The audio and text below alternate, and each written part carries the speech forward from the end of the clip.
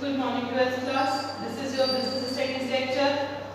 I am continuing chapter number 5, organizing. Organizing हमने start कर दिया था.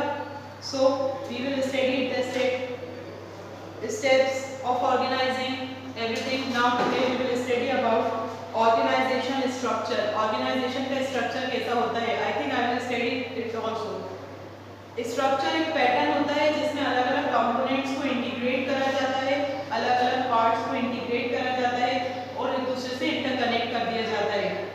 This prescribes the relationship among various activities and positions. इससे relationship पता चलती है, अलग अलग वेरिएशन की और उनकी पोजीशन पता चलती है. Organisation structure refers to the differentiation and integration of activities and authorities. Organisational structure क्या होता है? एक ऑर्गेनाइजेशन के अंदर अलग अलग एक्टिविटीज को डिफरेंशिएट कर देना, फिर उनको एक दूसरे के साथ इंटररिलेट करना और उन्हें कंट्रोल करना. Differentiation is the difference in cognitive and emotional orientations among managers in different functional department and differences in formal structure among these department. Organisation structure क्या होता है? ऑर्गेनाइजेशन को स्ट्रक्चरली डिफाइन कर दिया जाता है, अलग अलग डिपार्टमेंट बना दिए जाते हैं उनकी क्वालिटी के हिसाब से, अलग अलग प्रोडक्शन के हिसाब से, और इसमें जॉब्स और पोजीशंस जो है वो ज़्यादा होती है, एम्प्लॉयमेंट ज़्यादा मिलता है, रूल्स रेगुलेशन पॉलिसीज ये सब को फॉलो करा जाता है. ऐसा जैसे डिग्री ऑफ अकाउंटिंग अथॉरिटी, और उसके अंदर डिग्री ऑफ अथॉरिटी जो है वो भी बहुत ज़्यादा होती है रूल्स एंड रेगुलेशन के साथ. ये हमारा organisation structure.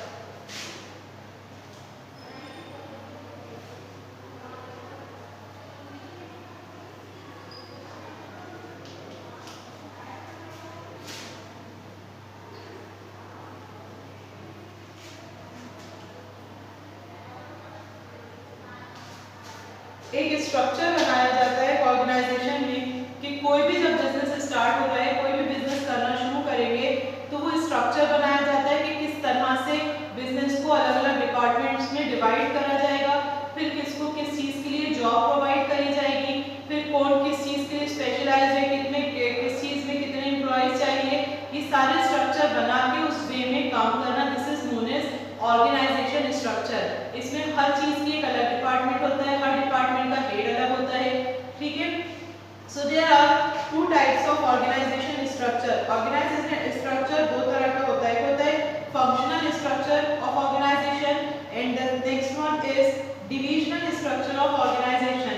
So first we will study functional structure of organisation.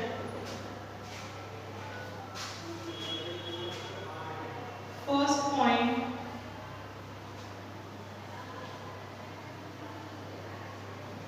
functional structure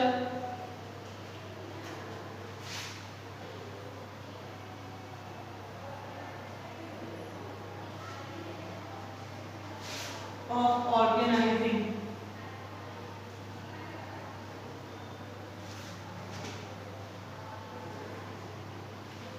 functional structure means functional से समझ में आ रहा है हमारा कि जो फंक्शनली एक फंक्शंस बनाए जाते हैं हर चीज के, उस फंक्शन के अकॉर्डिंग वर्क करना, that is known as functional structure of organisation. Okay, now let us study deeply. Functional structure organisation is product of Taylor's mind. Functional structure organisation किसने इन्वेंट करा? एफ.डब्ल्यू. टेलर ने. Under functional structure grouping of job is made according to the departments. Department हमें पता है हर चीज का एक अलग डिपार्टमेंट होता है. हेड डिपार्टमेंट अलग होता है, एक बिजनेस एंड प्रोडक्शन डिपार्टमेंट अलग होता है, फाइनेंस डिपार्टमेंट अलग होता है. एक पूरी ऑर्गेनाइजेशन एक है, पूरी इंडस्ट्री जो है वो एक है.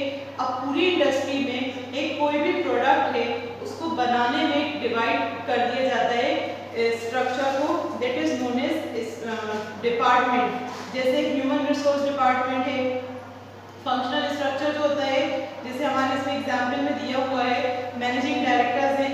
डायरेक्टर्स में एक डिपार्टमेंट बना दिया ह्यूमन रिसोर्स डिपार्टमेंट. अब उसमें ह्यूमन रिसोर्स कितनी लेबर चाहिए वो जो डिपार्टमेंट है वो डिसाइड करेगा. उसमें लेबर कितनी चाहिए, वो कितने लोग एम्प्लॉयज चाहिए, कितने स्पेशलिस्ट पर्सन चाहिए जो उनको कंट्रोल कर सकें या उन्हें सुपरवाइज कर सकें. ठीक है. ह्यूमन रिसोर्स में जितनी भी मेन लेबर ये एम्प्लॉयज से रिलेटेड इंफॉर्मेशन है वो ह्यूमन रिसोर्स डिपार्टमेंट है वो सिर्फ उनको डील करेगा. तो उसमें एक स्पेशल पर्सन होता है जो उनका हेड होता है, बाकी सारे जो होते हैं उनके अंडर में वर्क करते हैं उनकी डायरेक्शन के हिसाब से। दूसरा होता है marketing department. Second one is marketing department. जो डिपार्टमेंट एक अलग फॉर्म बना दिया, एक अलग पार्ट बना दिया डिपार्टमेंट मार्केटिंग का। अब मार्केटिंग डिपार्टमेंट जो है ऑर्गेनाइजेशन की मार्केट कंडीशंस के साथ डील करेगा कि जो भी प्रोडक्ट है, जो प्रोडक्शन हो रहा है, उस पर्टिकुलर प्रोडक्ट का मार्केट क्या कंडीशन है, डिमांड कितनी है, प्रोडक्ट का सप्लाई कितना है, बाहर कंट्रीज में अगर जा रहे थे एक्सपोर्ट कैसे होगा, कुछ प्रोडक्ट रॉ मटेरियल मंगाना पड़ रहा है तो उसे इंपोर्ट कैसे करा जाएगा। ये सारी मार्केट कंडीशंस होती हैं। This is known as marketing department. जो मार्केट डिपार्टमेंट में होते हैं वो ये सारी चीजें डिसाइड करते हैं कि मार्केट का सप्लाई कैसे होगा, मार्केट तक प्रोडक्ट कैसे पहुंचेगा, कैसे सेल होगा और उस मार्केट में प्रमोशन के लिए क्या करना होगा। That all is known as market department. फिर होता है रिसर्च एंड डेवलपमेंट डिपार्टमेंट। एक रिसर्च और डेवलपमेंट डिपार्टमेंट बना दिया जाता है जब भी कोई प्रोडक्ट जो है अगर उसको ज़्यादा डेवलप करा जा रहा है तो उसके बारे में रिसर्च करी जाती है कि ये प्रोडक्ट जो बनाया जा रहा है, कुछ केमिकल प्रोडक्ट्स होते हैं तो ये हार्मफुल तो नहीं है, या कुछ जैसे फार्मास्यूटिकल्स होते हैं, कुछ अभी आजकल चल रहा है कोविड-19 उसकी वो बन रही है, जो भी वैक्सीन बन रही है तो उसका रिसर्च हो रही है, उन पर उनका डेवलपमेंट हो रहा है। तो ये होता है एक अलग डिपार्टमेंट होता है रिसर्च एंड डेवलपमेंट। इसी तरह कोई भी प्रोडक्ट अगर मार्केट में, फॉर्म में, इंडस्ट्री में कोई भी प्रोडक्ट अगर बनाया जाता है तो एक रिसर्च एंड डेवलपमेंट डिपार्टमेंट अलग होता है जो उस पर्टिकुलर प्रोडक्ट से रिलेटेड पूरी रिसर्च करता है, उसका डेवलपमेंट किस तरह से होना है डेवलपमेंट करता है। Then purchasing department. Purchasing department जो होता है उनका पूरा काम क्या होता है कि उस प्रोडक्ट के लिए जो जो परचेज करना है, जो भी फैक्टर्स परचेज करना है वो परचेज करते हैं, वो परचेज डिपार्टमेंट का होता है। एक होता है फाइनेंस डिपार्टमेंट। फाइनेंस डिपार्टमेंट इसमें दिया नहीं है। फाइनेंस डिपार्टमेंट ऑर्गेनाइजेशन होता है जिससे फाइनेंस के साथ डील करता है, कितना फाइनेंस लेना है, कि कहाँ से फाइनेंस लेना है, कि किसको कितना इंटरेस्ट पे करना है, कौन किसने कितना कैपिटल लगाया है। पूरा जो ऑर्गेनाइजेशन में एक मनी से रिलेटेड इन्वेस्टमेंट हो या किसी से बोरोइंग हो, इंटरेस्ट हो, जो कुछ भी हो, वो एक फाइनेंस डिपार्टमेंट जो है उसके साथ डील करता है। एक होता है प्रोडक्शन डिपार्टमेंट। प्रोडक्शन डिपार्टमेंट जो होता है ह्यूमन रिसोर्स डिपार्टमेंट के नीचे होता है। प्रोडक्शन डिपार्टमेंट, मार्केटिंग डिपार्टमेंट सबके नीचे होता है कि जो भी पर्टिकुलर प्रोडक्ट है उसकी मार्केटिंग कंडीशन पता चल गई, उसकी रिसर्च डेवलपमेंट हो गई, सब होने के बाद अब उस पर्टिकुलर प्रोडक्शन कितना होना है वो एक लिस्ट आती है, इतनी क्वांटिटी में गुड्स प्रोड्यूस होना है। अब वो प्रोडक्शन डिपार्टमेंट के जो हेड होते हैं वो डिसाइड करते हैं कि किस तरह से उन्हें अपना प्रोडक्शन करवाना है। तो कोई भी एक ऑर्गेनाइजेशन जब ऑर्गेनाइज करी जाती है तो उसके स्ट्रक्चर फॉर्म में डिफाइन करा जाता है। तो स्ट्रक्चर जो फंक्शनल स्ट्रक्चर करा जाता है तो उस फंक्शनल स्ट्रक्चर में उसको अलग अलग डिपार्टमेंट में डिवाइड कर दिया जाता है। तो ये थे उसके डिपार्टमेंट जिसके बेस पे सारे डिपार्टमेंट अपने एक अलग वो स्टार्ट करते हैं, अपने हिसाब से काम करते हैं और इन सारी इंफॉर्मेशन को मिलकर ऑर्गेनाइजेशन जो है फिर डेवलप होती है और उसका ग्रोथ होती है। नाउ द फीचर्स और characteristics of functional structure of organization.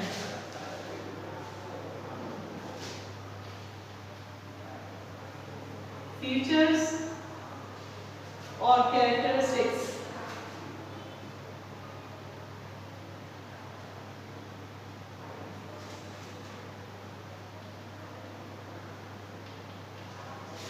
Features or characteristics. First, her task को अलग अलग पार्ट्स में डिवाइड कर दिया जाता है। एक्सपर्ट जो है इंचार्ज होते हैं, हर काम का एक्सपर्ट जो है वो अलग होता है। Expert themselves issue orders and instruction. जो भी एक्सपर्ट हैं उनको बोर्ड ऑफ डायरेक्टर्स एक्सपर्ट होते हैं, तो वो हर फील्ड में अपना कभी भी उसके लिए ऑर्डर्स भी दे सकते हैं और उसके इंस्ट्रक्शंस भी दे सकते हैं। Advice of the expert is sought before taking every decision. कोई भी डिसीजन लेने से पहले एक्सपर्ट की एडवाइस लेना बहुत ज़रूरी होता है। हर एक्सपर्ट का अपना अलग एरिया होता है ऑपरेशन का, जो डिपार्टमेंट उन्हें दे दिया जाता है उसी डिपार्टमेंट में वर्क करते हैं, दूसरे डिपार्टमेंट के साथ उनका कोई लेना देना नहीं होता। The authority flows. जो अथॉरिटी वो टॉप से बॉटम में आती है, हायर अथॉरिटी से लोअर अथॉरिटी तक आती है। The merits and functions of structure organisation.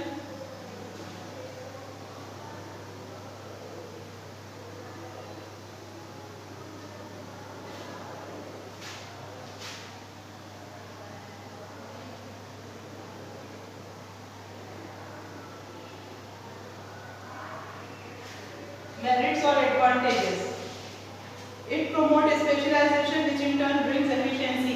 इससे एक स्पेशलाइजेशन होता है, हर फर्म हर डिपार्टमेंट एक स्पेशल पर्सन अपने अपने डिपार्टमेंट के हेड है, अपने अपने डिपार्टमेंट में काम कर रहे हैं, जिससे एफिशिएंसी मेंटेन होती है कि सब डिपार्टमेंट अपने वर्क में लगे हैं। It promote research and innovation, इससे रिसर्च और इनोवेशन आगे बढ़ता है। It enjoys a greater cooperative spirit, इसमें स्पिरिट जो है कोऑपरेटिव स्पिरिट जो है एंजॉय करते हैं, और ये फ्लेक्सिबल है क्योंकि हर डिपार्टमेंट जब चाहे अपना चेंज कर सकता है। It has sufficient scope for improvement, sufficient scope होता है इम्प्रूवमेंट का कि यहाँ पर अगर किसी चीज़ में इम्प्रूवमेंट चाहिए तो सफिशिएंट होता है। It provide incentive to workers, workers को भी इंसेंटिव मिलता है।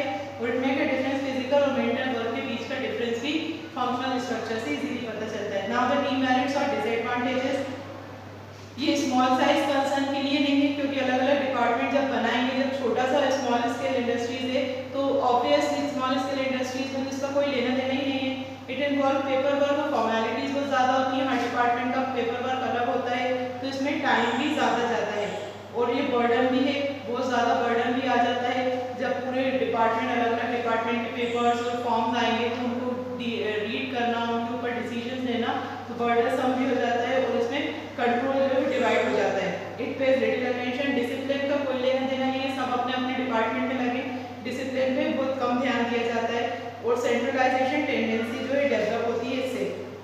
Unity of order is not followed under their system, इस सिस्टम के अंदर यूनिटी ऑफ ऑर्डर को फॉलो करना मुश्किल होता है।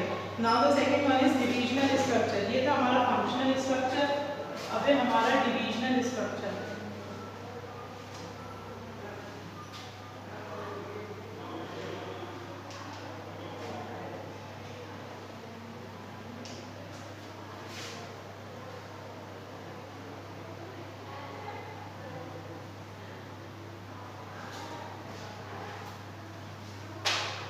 डिविजनल स्ट्रक्चर, डिविजन्स में डिवाइड करना। अभी हमने डिपार्टमेंट बना दिए थे फंक्शनल स्ट्रक्चर में, प्रोडक्ट का अलग, फाइनेंस का अलग, सब चीज़ों का अलग। Now the divisional structure, the divisional structure of organisation is that organisation structure which is form by grouping the activities, activities को ग्रुप करते हैं और पीपल को ग्रुप करते हैं अपने अपने प्रोडक्ट और मैन्युफैक्चर के हिसाब से। अब डिविजनल स्ट्रक्चर जो है वो उससे भी बड़ी ऑर्गेनाइजेशन है जिसमें अलग अलग तरह के प्रोडक्ट बन रहे हैं, उन अलग अलग तरह के प्रोडक्ट का अलग अलग डिपार्टमेंट बनाना, that is divisional structure of organisation. Divisional structure suitable for those business enterprises where large variety of products are manufacturing using different productive resources. Divisional organisation function structure हमारा कहाँ हो रहा था, जहाँ पर एक ही तरह का प्रोडक्ट बन रहा है तो उसके अलग अलग डिपार्टमेंट बना दिए थे। डिविजनल स्ट्रक्चर कहाँ हो रहा है, जहाँ पर एक कंपनी एक है, प्रोडक्ट अलग अलग तरह के बन रहे हैं। फॉर एग्जांपल सैमसंग कंपनी है, वर्लपूल कंपनी है, यहाँ पर इलेक्ट्रॉनिक्स बन रहे हैं, मशीनरी, वॉशिंग मशीन अलग बन रही है, फ्रिजेस अलग बन रहे हैं, मोबाइल्स भी हैं, टीवीज भी हैं, तो ये सारी चीज़ें हैं। कंपनी एक है, प्रोडक्ट अलग अलग तरह के बन रहे हैं, अब प्रोडक्ट वाइज डिपार्टमेंट बनाए जाएंगे, that is divisional structure of organisation. ये बहुत बड़ी फॉर्म के लिए यूज होता है। When an organization grows and need to add more employees, create more department and introduce new levels of management. Organization जब बहुत तेजी से ग्रोथ करती है, डेवलप करती है, अपने नए नए प्रोडक्ट्स बनाती है, उसको अब और डिपार्टमेंट्स बनाना है, तो अब यहाँ पर डिवीजन में क्या होगा, अलग अलग डिवीजन्स होंगे, फिर उनके डिपार्टमेंट अलग होंगे।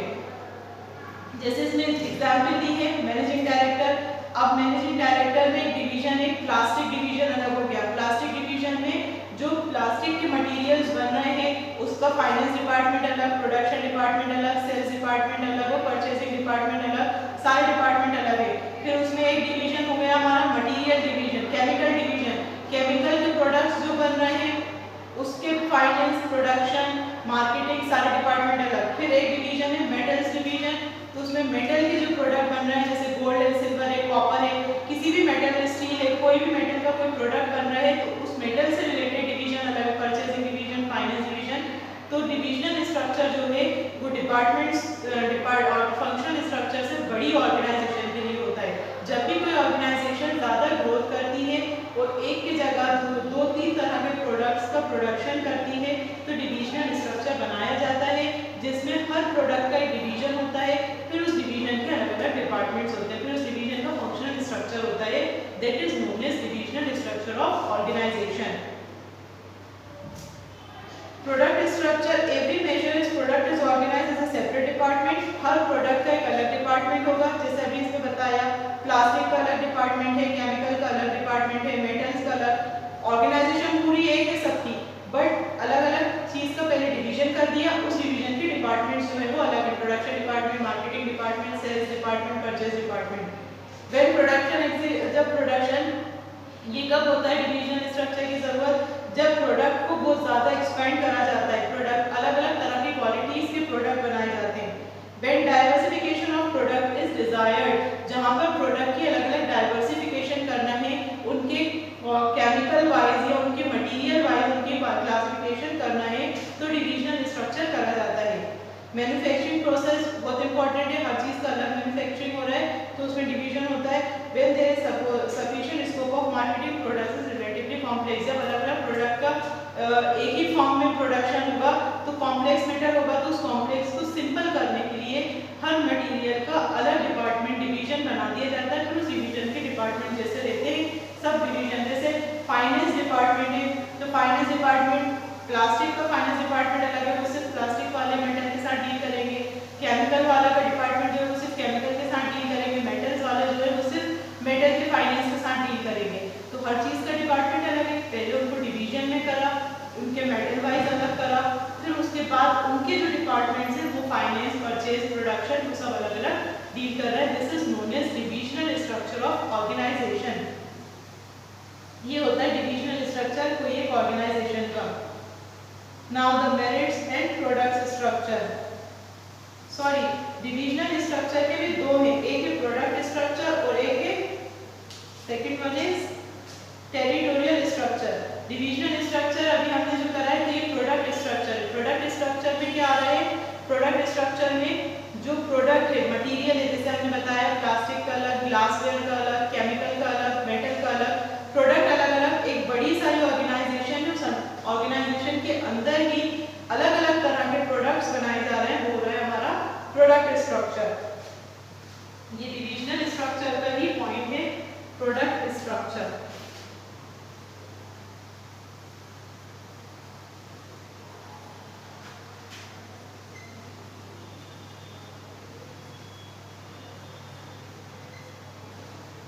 Okay, now the merits of product structure.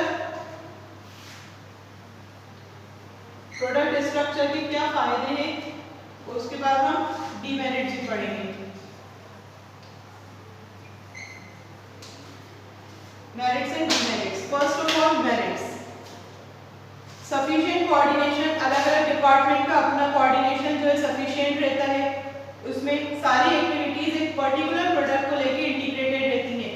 एक प्रोडक्ट बन रहा है तो उस प्रोडक्ट के जितने भी डिपार्टमेंट है वो इंटीग्रेटेड रहते हैं एक दूसरे से, उन्हें उनके बारे में सारी नॉलेज होती है, बट उन्हें दूसरे डिवीजन के बारे में, दूसरे प्रोडक्ट के मटेरियल में, मेटर में कोई इंटरेस्ट नहीं होता, ना ही उसके बारे में कोई इंफॉर्मेशन होती है। Specialisation of physical facilities become possible, जो भी फिजिकल फैसिलिटीज है उनको स्पेशलाइज कर दिया जाता है कि कौन किस फॉर्म में है, कौन किस चीज का ज्यादा अच्छे से डील कर सकता है, तो उनका उसमें स्पेशलाइजेशन होता है।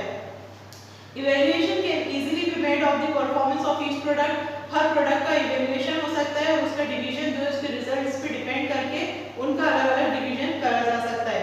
Responsibility of production for each product can be fixed on productive manager, her productive manager के लिए अलग अलग रिस्पांसिबिलिटीज फिक्स कर दी जाती हैं प्रोडक्शन डिपार्टमेंट में। It proves more flexible and adaptable to change, ये जो है इसमें फ्लेक्सिबल भी ज्यादा है और चेंजेस को बहुत जल्दी एडॉप्ट भी कर लेता है, क्योंकि हर डिपार्टमेंट, हर डिवीजन अलग है, तो जिस डिवीजन में, जिस प्रोडक्ट में, जैसे क्लॉथ में एक अलग है, डीलिंग अलग है, ग्लासवेयर में, क्रॉकरी में चेंजेस आ रहे हैं तो सिर्फ ग्लासवेयर में चेंज होगा, बाकी जो प्रोडक्ट का डिवीजन जैसे चल रहा है वैसे चलता रहेगा, तो इसमें चेंजेस जो है वो इजीली एडॉप्ट करे जा सकते हैं।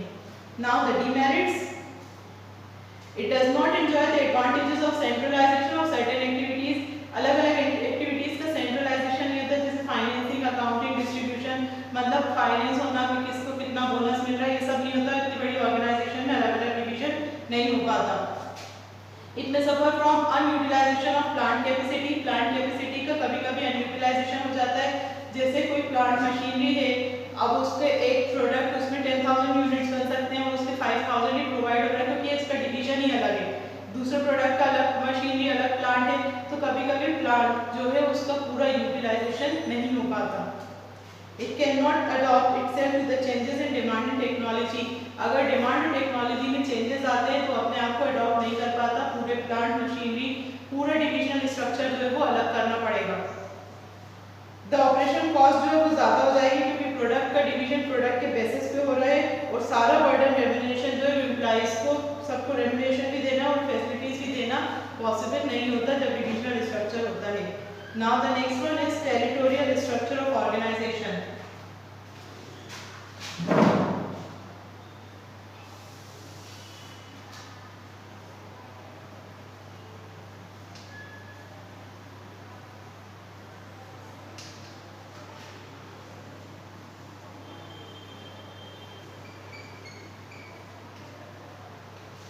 टेरिटोरियल स्ट्रक्चर, अब बिजनेस अभी ऑर्गेनाइजेशन एक्सपेंड हुआ तो डिवीजन स्ट्रक्चर हुआ था, अब हमारा बिजनेस और आगे बढ़ गया तो territorial structure. Territorial structure means एक कंट्री में दूसरी ब्रांच दूसरी कंट्री में, एक और ब्रांच थर्ड स्टेट में, तो वो होता है टेरिटोरियल स्ट्रक्चर। जैसे बैंक है, बैंक्स की ब्रांचेस अलग अलग होती हैं, अलग अलग कंट्री की, अलग अलग एरिया की, एरिया वाइज ब्रांचेस होती हैं।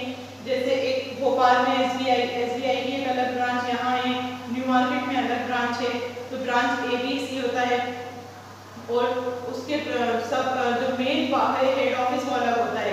तो टेरिटोरियल एंटरप्राइज बहुत ज़्यादा लार्ज स्केल पे होते हैं, जोग्राफिकली मतलब एरिया वाइज अलग अलग डिवाइड कर दिया जाता है। जैसे बैंक है, इंश्योरेंस कंपनीज हैं, अलग अलग एरिया में ट्रांसपोर्ट कंपनीज हैं, डिस्ट्रीब्यूशन एजेंसीज हैं, ये सारी एजेंसीज क्या हैं, इनका बिजनेस बहुत एक्सपैंड है पूरे वर्ल्ड में, तो हर जगह हर टेरिटरी में इसका एक अलग ब्रांच है, that is known as territorial structure of organisation. ये टेरिटोरियल स्ट्रक्चर होता है। जैसे नदर्न रीजन में अलग है, वेस्टर्न रीजन में अलग है, सब जगह सबकी ब्रांच भी अलग अलग है। तो एक कंट्री में 3-4 ब्रांच में, दूसरी कंट्री में उसकी 3-4 ब्रांच, तो वो कंट्री वाइज होता है, that is known as territorial structure. Divisional structure, एक ही ऑर्गेनाइजेशन में अलग अलग डिविजन्स कर दिए, अब एक ही ऑर्गेनाइजेशन के अलग अलग कंट्रीज में अलग अलग ऑर्गेनाइजेशन बनी है, उसकी ब्रांचेस बनी है, that is territorial structure of organisation. Now the merits of territorial,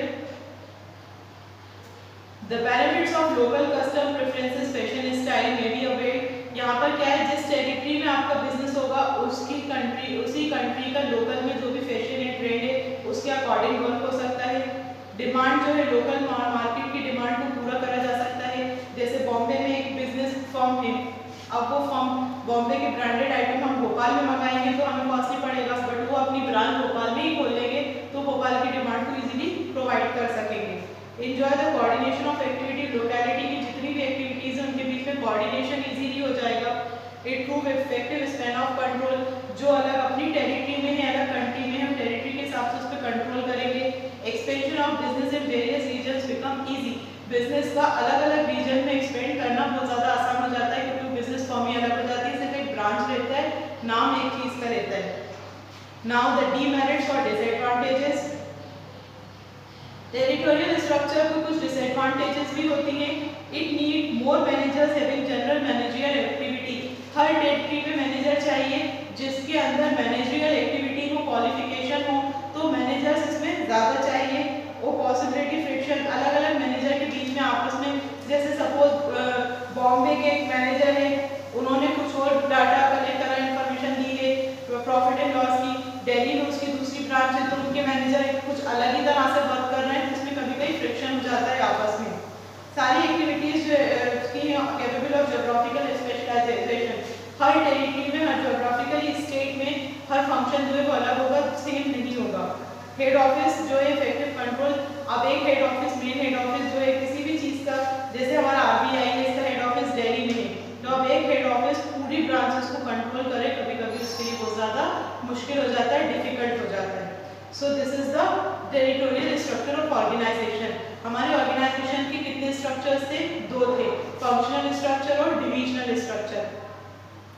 functional structure में हमने बताया फंक्शंस होते हैं, प्रोडक्ट, फाइनेंस, ये सब डिपार्टमेंट अलग हो जाते हैं फंक्शनली एक ऑर्गेनाइजेशन में।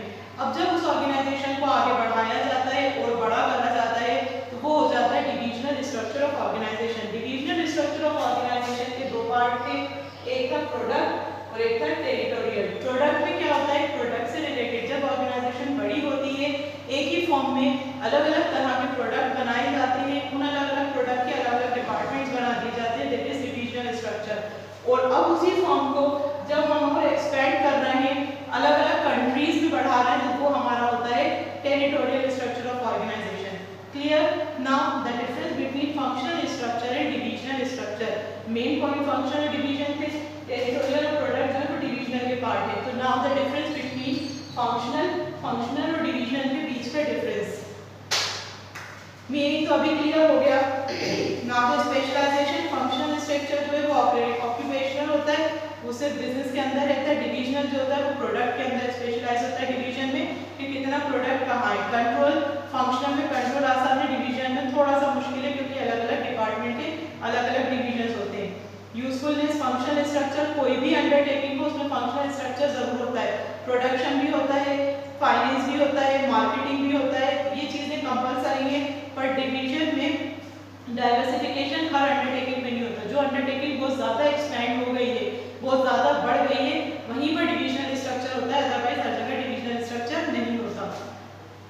Development of general managers, functional structure में जनरल मैनेजर्स का डेवलपमेंट होना पॉसिबल नहीं है क्योंकि वो एक एक अलग है, बट डिविजनल में डेवलपमेंट जनरल मैनेजर्स का डेवलपमेंट जरूरी है क्योंकि हर पार्ट का, हर प्रोडक्ट का एक अलग डिविजनल मैनेजर है। Responsibility of profit, functional structure में रिस्पॉन्सिबिलिटी प्रॉफिट की फिक्स करी जा सकती है डिपार्टमेंट पे। प्रोडक्शन डिपार्टमेंट जो है वो प्रोडक्शन का प्रॉफिट बेयर मतलब वो करेगा कि प्रोडक्शन में प्रॉफिट रिसीव हो। परचेस डिपार्टमेंट अलग है, पर डिविजनल स्ट्रक्चर में प्रॉफिट की फिक्स नहीं करी जा सकती रिस्पॉन्सिबिलिटी, हर डिवीजन की रिस्पॉन्सिबिलिटी फिक्स नहीं करी जा सकती। फंक्शनल स्ट्रक्चर कॉस्ट ज़्यादा कॉस्ट नहीं है, डिविजनल स्ट्रक्चर कॉस्टली है क्योंकि उसमें मेंबर्स भी ज़्यादा चाहिए और डिविजन्स भी ज़्यादा चाहिए। कोऑर्डिनेशन, फंक्शनल स्ट्रक्चर में कोऑर्डिनेशन रहता है सबका, डिविजनल स्ट्रक्चर में कोऑर्डिनेशन नहीं रहता। हर प्रोडक्ट का एक अलग डिपार्टमेंट है तो उनका आपस में रहता है, बट एक प्रोडक्ट दूसरे प्रोडक्ट के साथ कोऑर्डिनेट करके नहीं चलता। Functional department section, functional structure में फंक्शनल डिपार्टमेंट और उसके सेक्शंस होते हैं, और डिविजनल स्ट्रक्चर में प्रोडक्ट के डिविजन्स और उसके सब डिविजन्स होते हैं। So this is the organisational structure. Organisation का स्ट्रक्चर समझ में आ गया किस तरह का होना चाहिए, डिविजनल और functional. So I hope you all have understood the points. This is enough for today. Thank you.